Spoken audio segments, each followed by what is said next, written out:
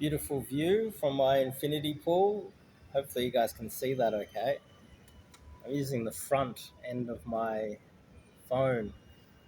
Now, how did I stack enough cash to buy me the freedom to basically travel the world?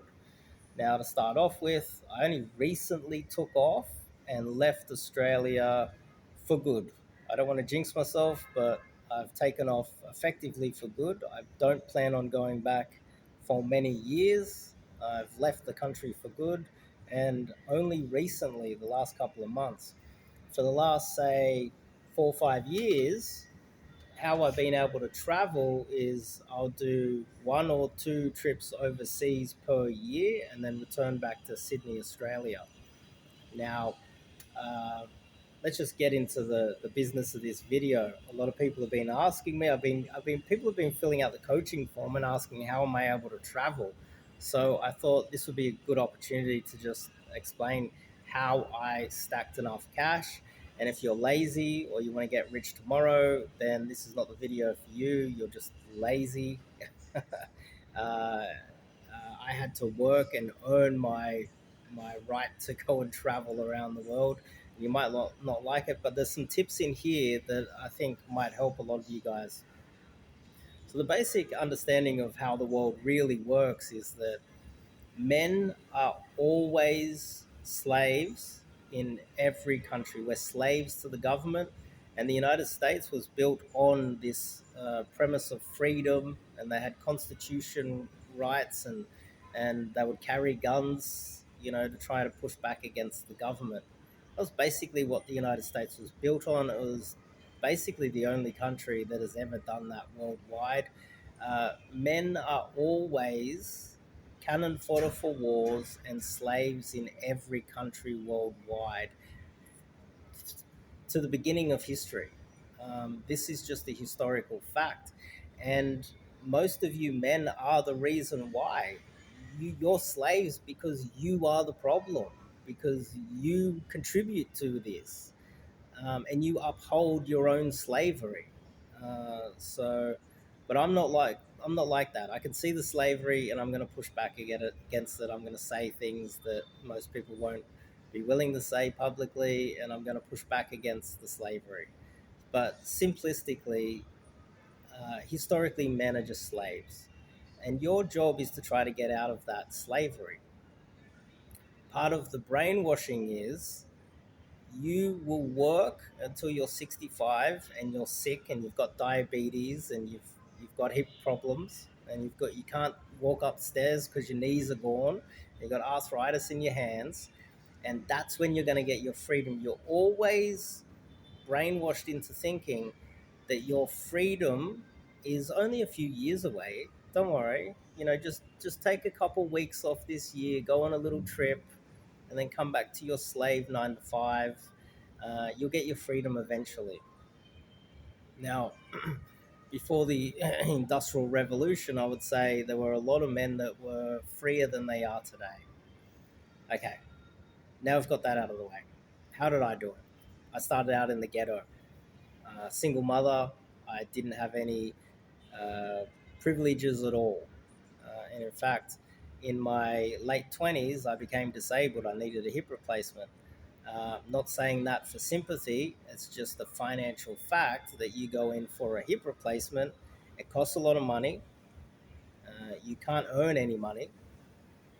And you're physically and mentally struggling during that time period. And so you lose a lot of money plus the opportunity cost, and everything that goes with that. I had 3 of those.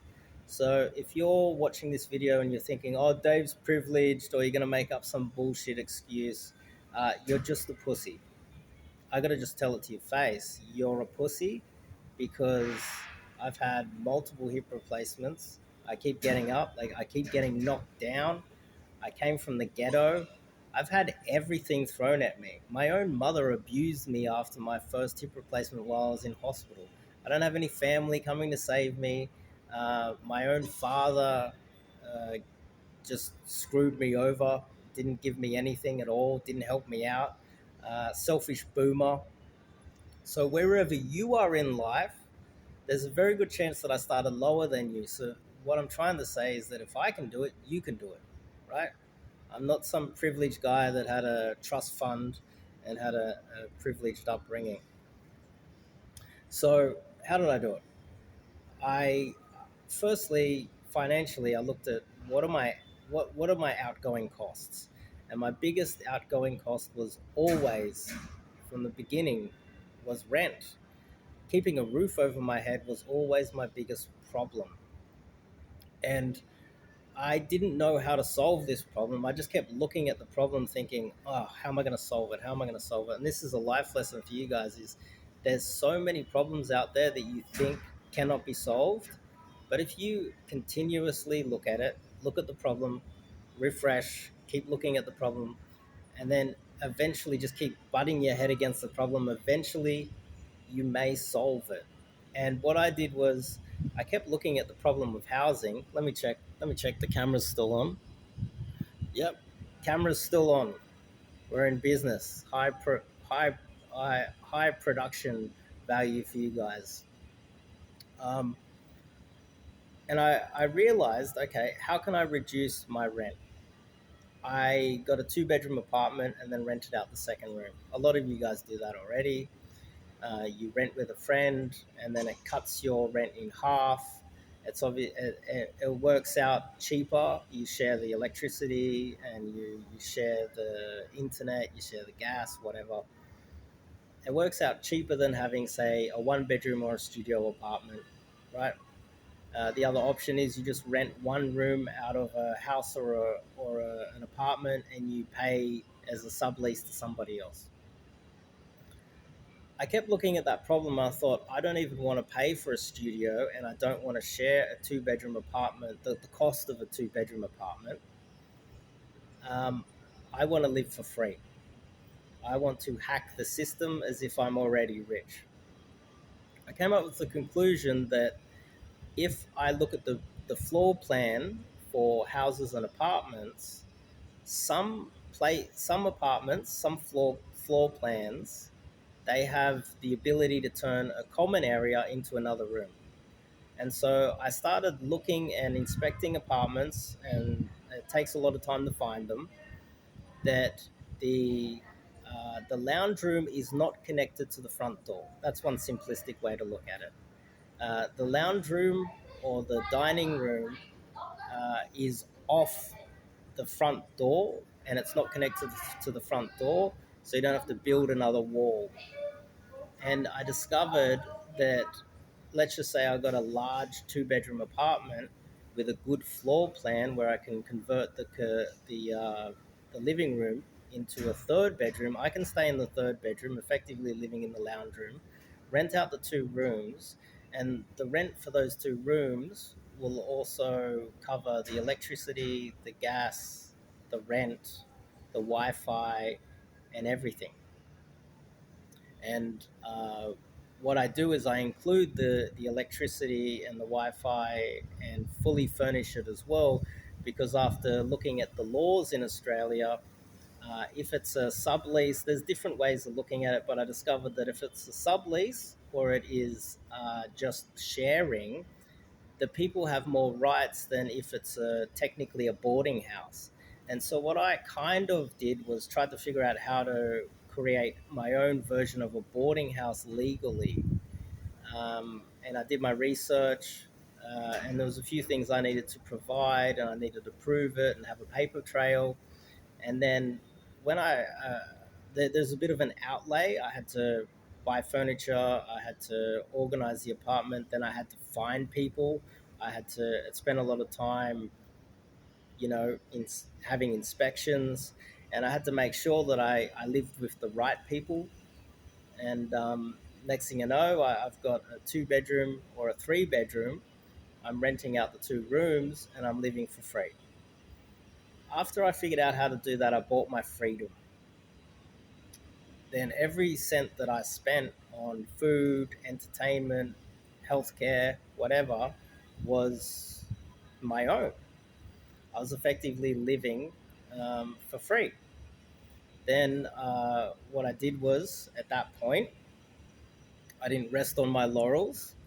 I I got myself a part-time job, and at that point, I wasn't really educated or anything. I started doing what you guys would call now Uber Eats, delivery, pizza delivery, and my wrecked car that got smashed into, I managed to get it fixed so that it semi worked, and I started doing pizza delivery. Then what I did was I found myself a full time construction job working in concreting, which turned out to be a bad idea because I ended up needing more hip replacements because of the manual labor that I was doing. But I had no other choice but to do manual labor because I came from the ghetto, uneducated, with no backers, nobody to help me out. I was working in concreting, which meant that not that I woke up at 6 and arrived on the construction site at 7. I had to wake up at 5, get to mix the concrete just to arrive on site by 7. So we started work at 6. We started work an hour before the construction workers started, which meant that I would usually finish a little bit earlier instead of finishing at 3:30, maybe 2:30. But as you guys should be aware of, uh, concreters often have to work long hours, and sometimes I'd have to work through to 4. So I wouldn't just be doing like 8 hours, sometimes 9 hours, sometimes 10 hours, sometimes till the sun goes down because there's a concrete pour that needed to be done. Now, that was a Monday to Friday and half a Saturday. And what would happen was I started studying accounting at like just a community college, like a TAFE, we call it in Sydney. I started studying accounting, and that was only 2 nights a week. So, 2 nights a week, I would finish work after doing a 9, sometimes 10-hour day. Then I would go to TAFE to study accounting. And the rest of the week, there were 3 more days of the Monday to Friday, including the Saturday. So 4 days a week, I was working part time delivering pizza. So that was so basically I would wake up, let's just say 4:30, 4 oh yeah, 4:35, get to work at 6. Um, and after delivering pizza, I would get home sometimes 10:30, 11, sometimes a little bit later after doing, say, a 4-hour shift delivering pizza. I'd get my 5 or 6 hours sleep, and then the day would start again. And I was doing that 6 days a week consistently. On the Saturday, one of the hacks is what you do is you uh, uh,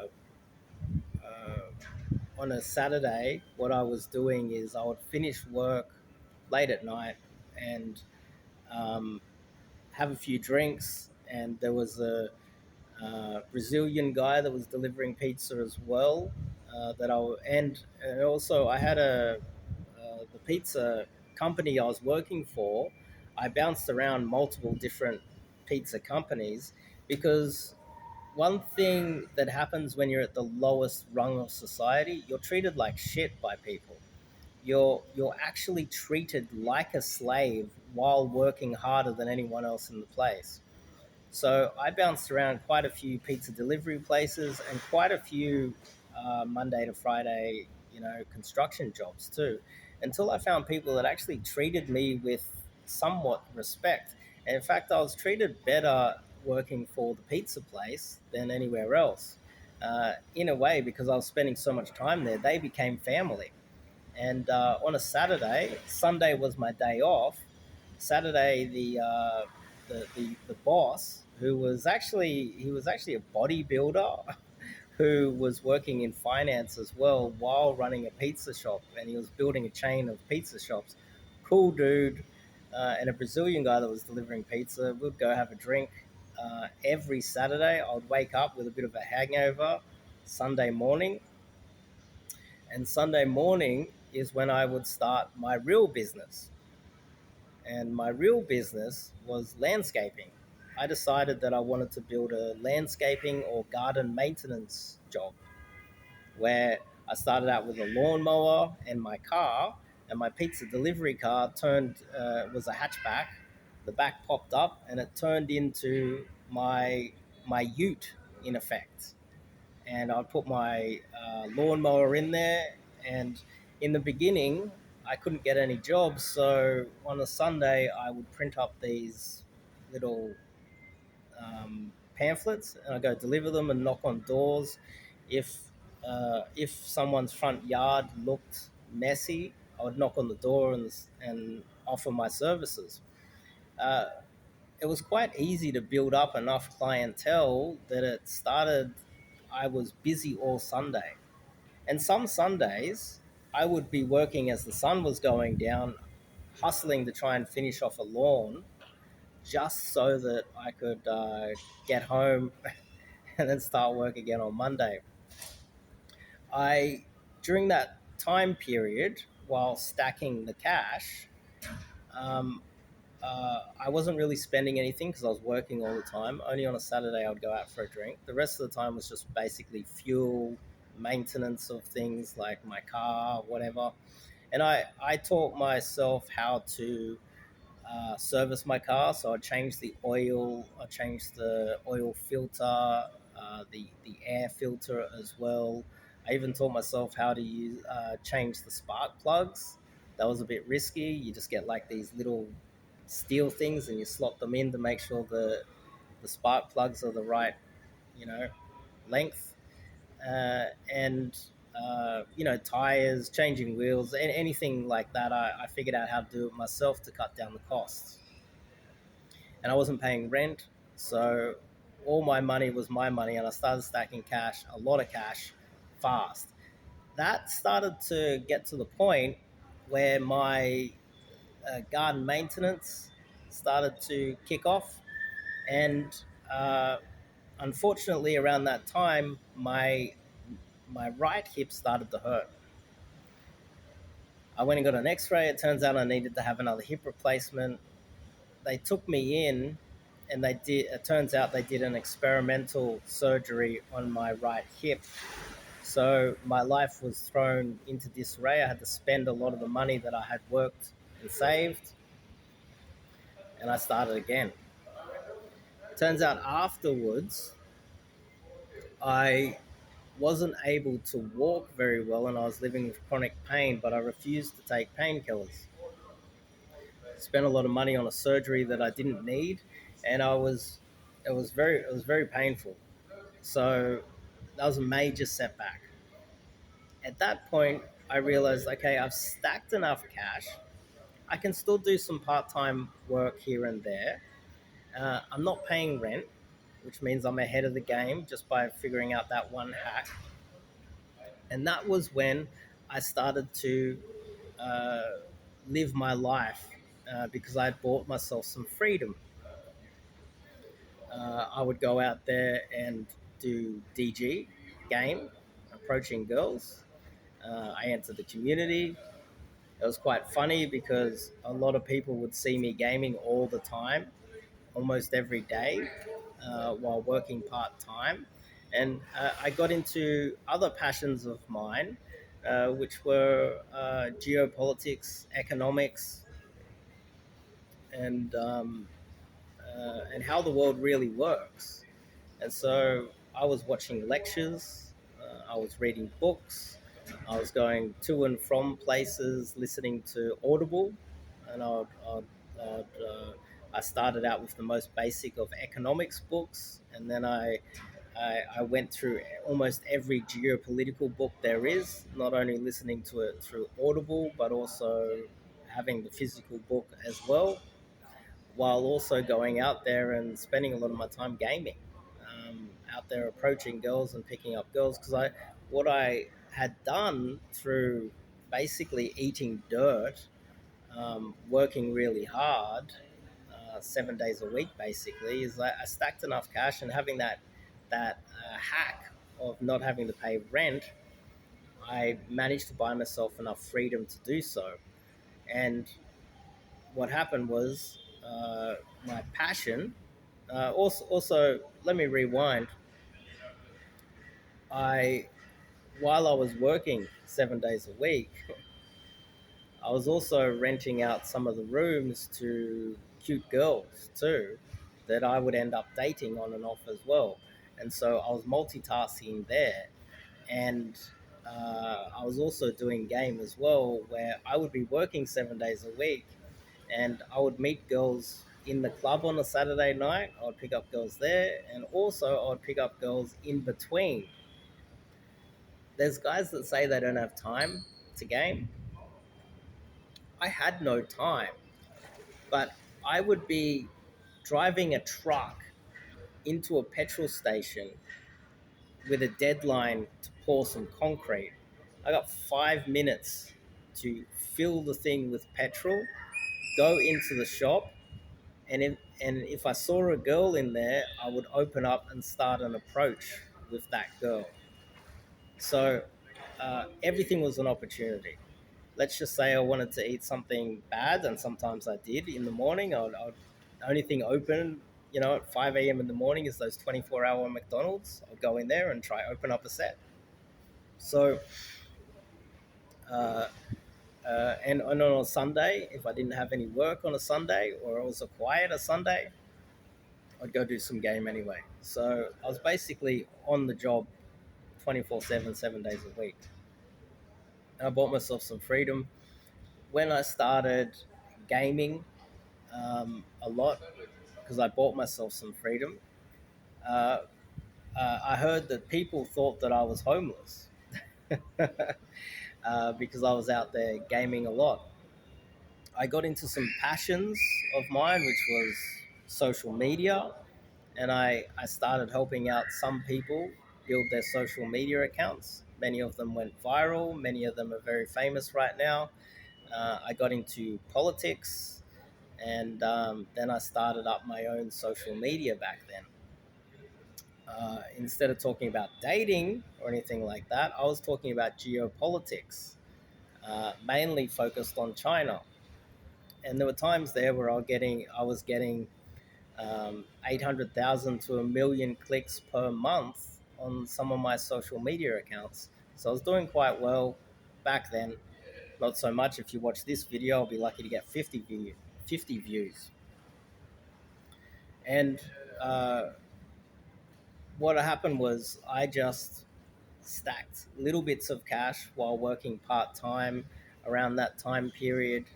And I was basically treading water, living in chronic pain.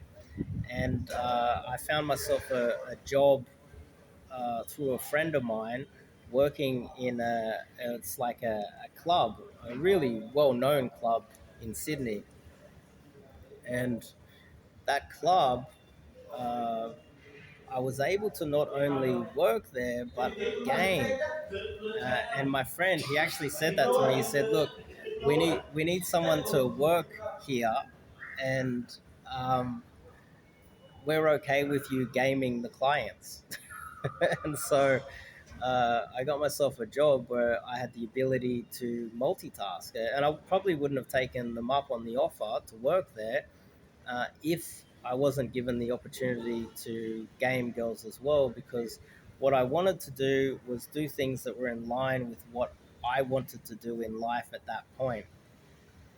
Um, and up until this point, if you're watching this, you might need to eat dirt for a little bit, maybe even a year, 7 days a week. Just put your head down, go full monk mode, wash dishes, deliver pizza, do awful jobs like construction, stack that cash, look at how much money you're spending, um, and be smart about it. During that time period, what I did was I cut down more costs. I put the extra bandwidth, not only to studying geopolitics, economics, um, and also putting in time refining my game.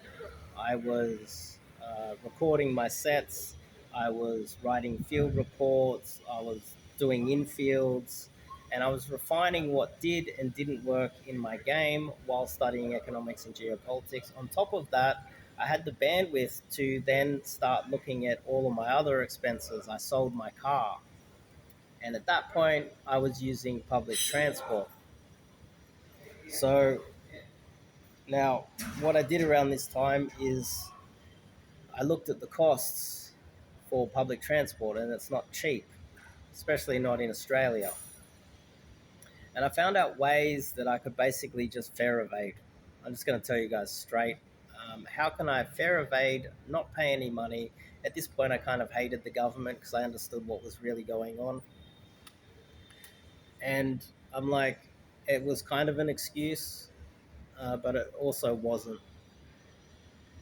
So I figured out how to catch trains and buses uh, without getting fined, without anyone noticing, how I can get myself on and off a train or a bus, a ferry, a light rail, without paying anything ever. And I figured out where the ticket inspectors were, how the tickets worked, how the machines worked, and how I could hack the system. That reduced my costs of traveling. And so it gave me the ability to travel anywhere in Sydney basically for free. Then I also needed access to a pool and a gym. Another hack I discovered was you can join up to the gym, and the card that you use is disconnected from the payment system. They have to manually shut it off. And if you join up to the gym and you know everybody in the gym, no one's going to question you ever because you're a regular in the gym or the pool, and you say hello to everybody, you're friendly like myself, everyone knows who you are. You can then pause your payments on the subscription. That card, in theory, may never be shut down, and you'll be able to use it to enter and leave the gym indefinitely while everybody in the gym actually knows you and they're not going to question you. So I figured out how to have access to the gym for free. Then I went through everything else. How can I hack dating? How can I hack? I was drinking 7-Eleven coffee instead of going to Starbucks. It's like $1 at 7-Eleven. Then you get the app, and every 5 or 6, you get a free one. I was basically living for free, and I was also gaming in Sydney, approaching girls, picking up girls. I knew where the free water was. I knew where I could charge my phone. I knew that if I went into the casino at certain times, I could get a free drink and I could get free food, sandwiches and biscuits and nuts.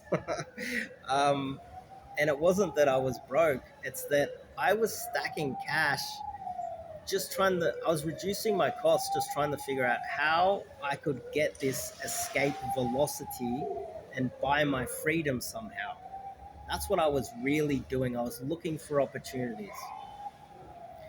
The money that I was stacking, I put into high interest savings accounts. I'd go into the bank, and I would ask for a special.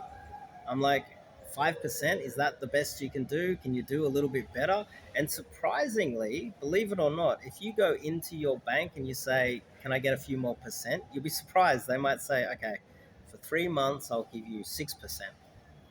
It's something, it's better than nothing. I started buying gold and silver. I didn't really trust stocks or crypto at that point. Also, if I saw during that time period too, if I saw furniture on the side of the road, I would figure out a way to get it back home and I would flip it. I would buy and sell things and flip them on, we got eBay, Amazon. In Australia, we have Gumtree and a bunch of other websites, classifieds where you can flip things. I was doing that as well, and that's easy. That's really easy. Someone will message you, turn up, and buy some furniture that you literally just picked up off the side of the road. I even found ovens and dishwashers and washing machines, and I was able to flip them quite easy. And that got me by, and I was actually stacking cash, saving money, um, and getting ahead over those years until I needed another hip replacement. Until I eventually uh, you know, just pulled the trigger and had to go in for the last hip replacement. Let me check to see the camera's still rolling. Whoa, we're still rolling and we're half an hour in exactly. So at that point, I needed to fork out the cash for a hip replacement. Very expensive, like 30,000 Australian dollars, something like that. It's ridiculously expensive. Not to mention, I needed crutches. I needed a special seat just so I could sit down. Every and what I did was I used my my newfound, um, not newfound, but I had to figure out ways to hack this, and I was living with multiple people. I found at this point also I started scaling up the renting and the subleasing. Some of my friends called it slumlording, which is pretty funny. I had not only the lease that I was staying in, I had a 3 bedroom apartment that I'm converted into a 4 bedroom apartment. I um, I would find other leases and I'd rent them out. At my peak, I had 4 leases running simultaneously with 12 or 14 different people paying me cash while I was paying for the leases. And um, at one stage, I got a 6 month lease on an $8 or $9 million beautiful apartment in one of the richest areas in Australia, Mossman. And I converted that one into a um, I converted a 3 bedroom into a 4 bedroom. It was massive, and I had a view of the city. And I was living there for free while running multiple other leases. So figuring out that hack really did save me a lot of cash and got me ahead. And then we get basically to where I needed to have another hip replacement. It cost me a lot of money, a lot of pain, and I used game to pick up a girl who was not only half my age, but also quite hot, beautiful body, and willing to basically live with me and be my nurse while paying me rent. It cannot get any better than that. She was also paying me rent to live with me, to sleep with me, and while I had my hip replacement, basically became my carer. If I needed anything from the shops, she would help me out. And she would even sleep with me very carefully while I was recovering from my hip replacement. So uh, yeah, she couldn't have been any better. And then after that, I I was relatively pain free after both my hips being replaced. And around that time, I started seriously looking at, okay, well, how can I get some proper freedom, as in make some real money and try to get away? Um, and that was, I think, 6 or 7 years ago now. And around that time, I was still gaming a lot. I was still doing my geopolitics. Um, my passions started to monetize themselves. I was talking about geopolitics and economics, and around that time, I was just very lucky around that time where things that I was interested in just monetized themselves. I was part time advisor to a federal politician on foreign policy, um, and I would get big companies basically pay me consulting fees just based on my geopolitical analysis. It felt like they were trying to make it a business decision, and they got a fortune teller in. I felt like a fortune teller at that point, where they just wanted to know what I thought the future would be like in a certain region of the world where they had a financial interest, and whether it would be risky in another region of the world. And um, although that wasn't very lucrative, it still brought in some cash. And uh, what I started to do was build multiple streams of income. You know, like you'd have a Patreon back in those days. You would have some sort of a subscription fee. You would have somebody paying you to take calls, and uh, hell, I even had little websites like Quora paying me a certain amount per month. So I had a large account on Quora even back then, connected to my bank account, just paying me money.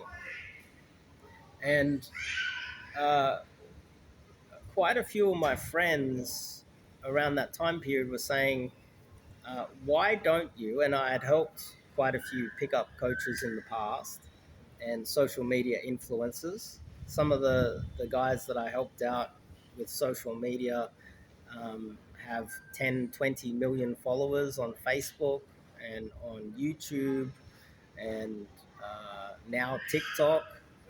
And uh, a lot of people were saying that your other passions really approaching girls, and uh, basically picking up girls. And I was hesitant to become a coach, and that's around 4 years ago. That's when I decided to start this channel. And uh, what I did was I used my work ethic, which is quite a good work ethic.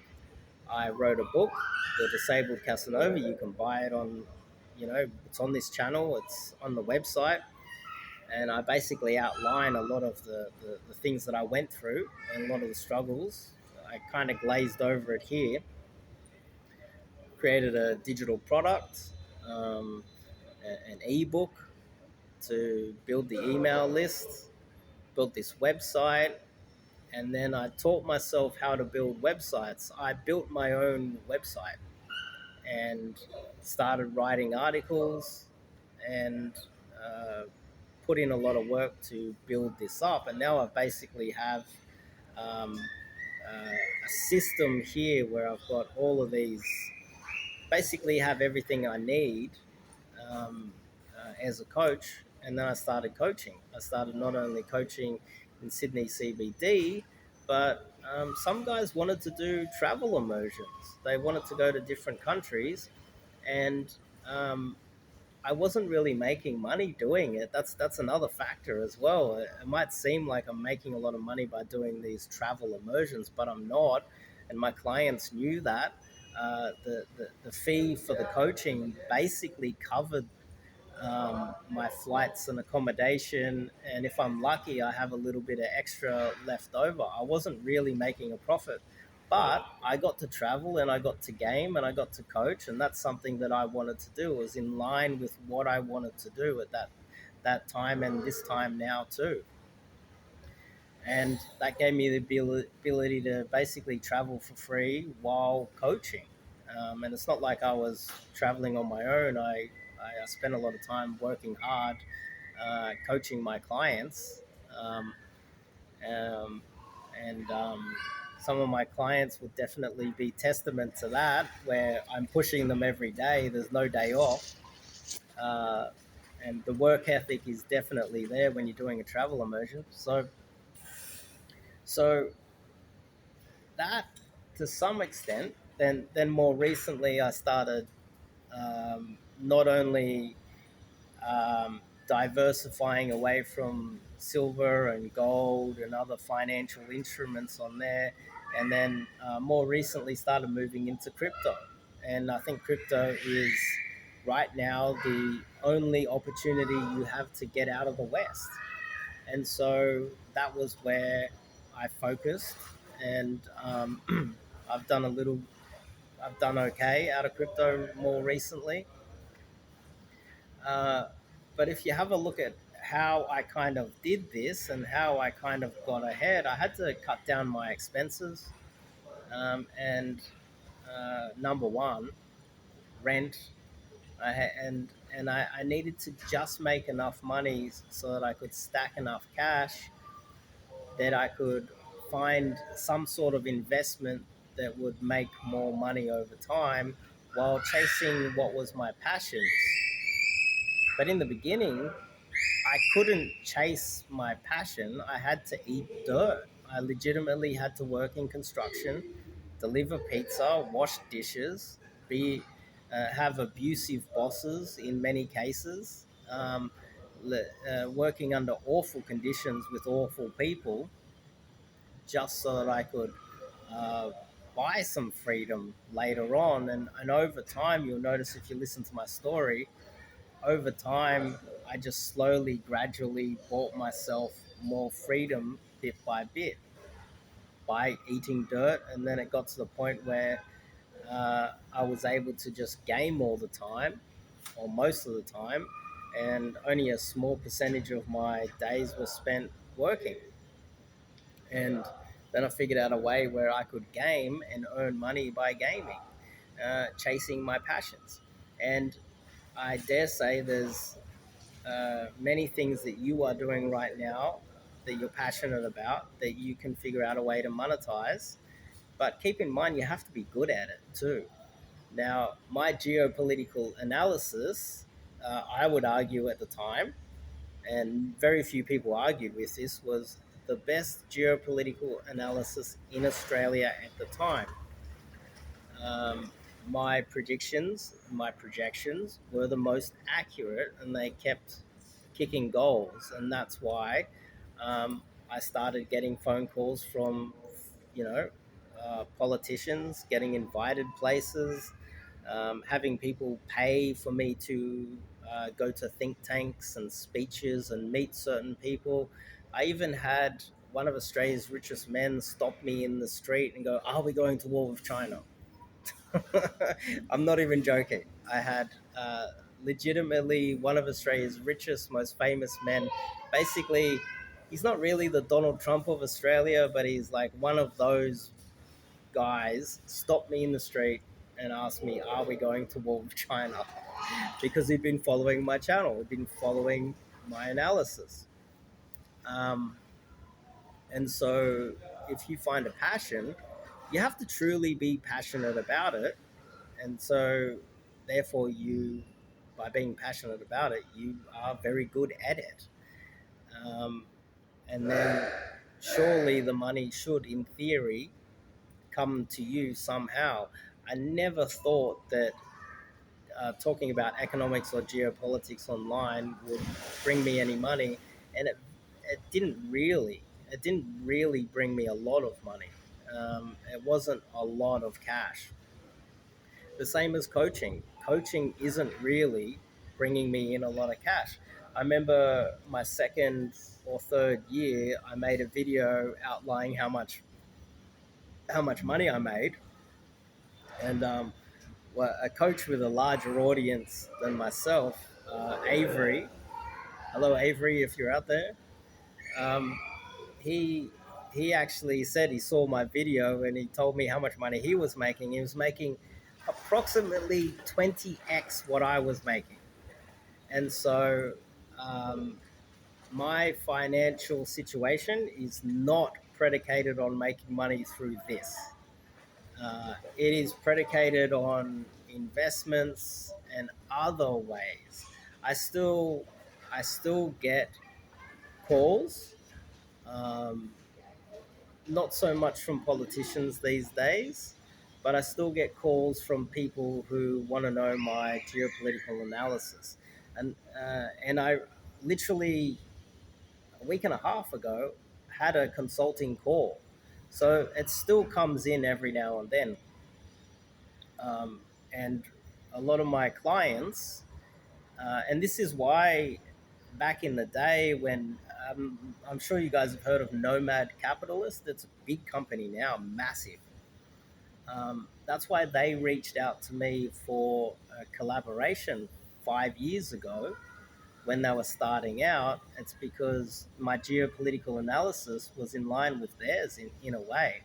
And if you do, let's just say, do an immersion with myself, you do coaching, let's just say in Asia, let's just say you come and meet me in Asia right here, you'll also benefit from that as well. Whatever country you're in, um, I can give a little bit more of a a world sort of view, a big picture, macro, um, and give my opinion on what I think is going to happen in your region of the world, and also what regions of the world might be best for you to travel to if you're thinking of doing that as well. And um, some of the countries that I travel to, I I base that on my geopolitical analysis as well. Um, I and the country I'm in right now. There's things here that I want to check out and see firsthand based on geopolitics. But hopefully, it's a little bit more complex than, oh, okay, I did this one thing, I bought Bitcoin and got rich, I became a pickup coach and got rich. None of that's true. What happened was, uh, to make enough cash to buy my freedom, I basically needed to eat shit and work hard for a very long time, to try to get ahead.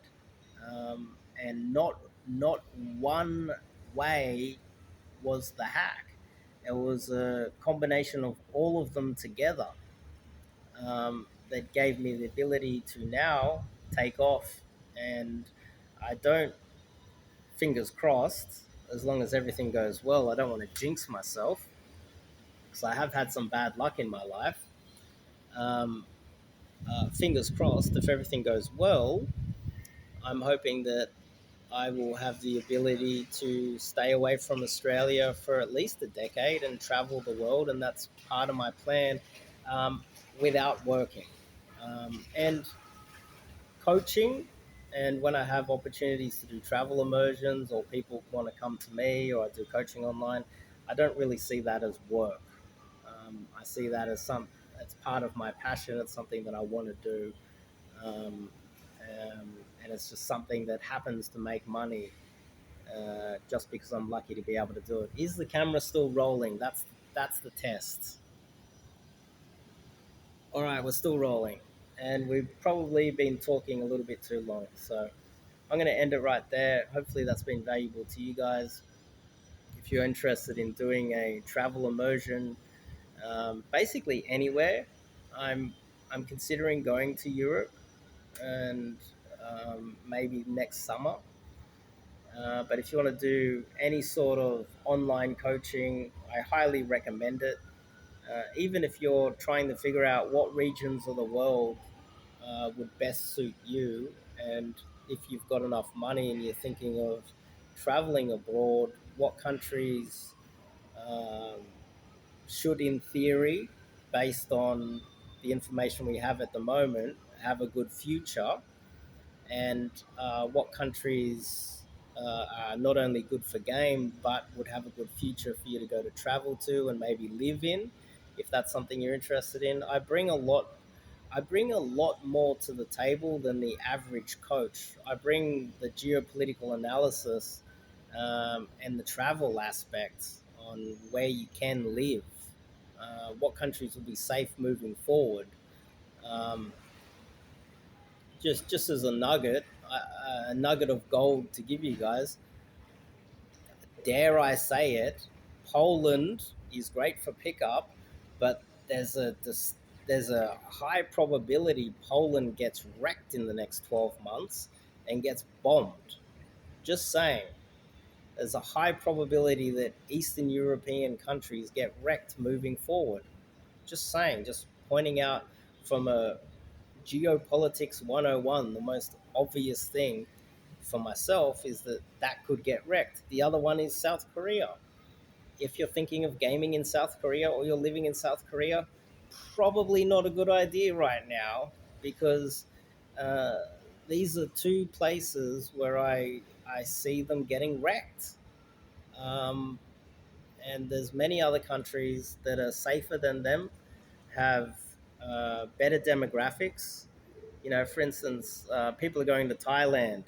What the fuck? People are going to Thailand. Look at the demographics. There's more old Thais than there are young Thais. There's more. I don't know if this is true, but it seems like there's more 80-year-old Thais than there are 18-year-old Thais. The demographics in that country, They've just gone off a demographic cliff, and it's only going to get worse. Um, there's many other countries where there's hot 21-year-old girls in abundance, and this is all based on geopolitics. It's simple geopolitics 101. So um, if you like this video, give me a thumbs up, and if you like it as well, subscribe. This is a dating channel. I talk about dating, focus more on cold approach, although I cover many other aspects. um, People have been asking me more about money and travel, and so I will start to produce more content around the Passport Bro stuff moving forward. And I'll use my geopolitical analysis to help that out. So anyway, I'll see you guys in the next video.